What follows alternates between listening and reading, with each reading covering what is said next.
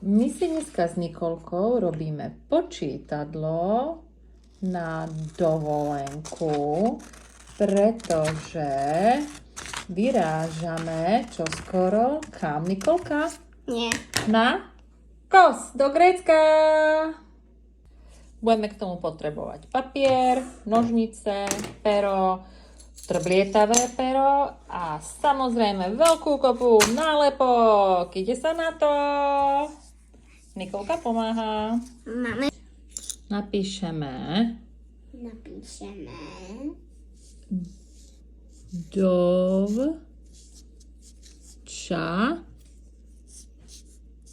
Kos. Dáme tu srdiečko.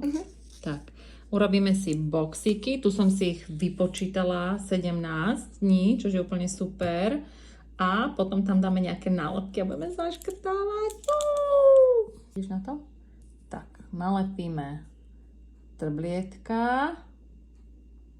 Tie tam musia byť. Super.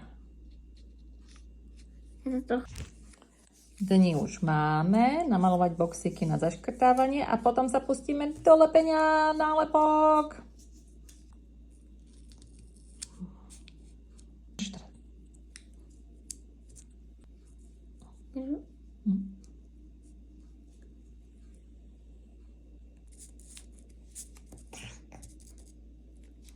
Ja dám srdiečko. Šup.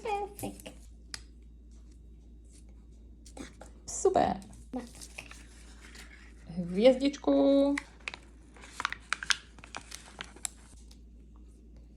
Už to je miesta. No ideme. Šup. Yeah. Máme už všetky, Nikolka, alebo ešte dáme nejaké? Máme.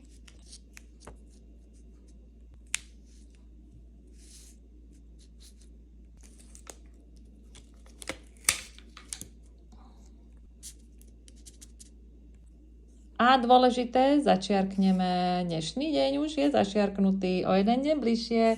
Jupi, čo robíte s deťmi pred dovolenkou vy?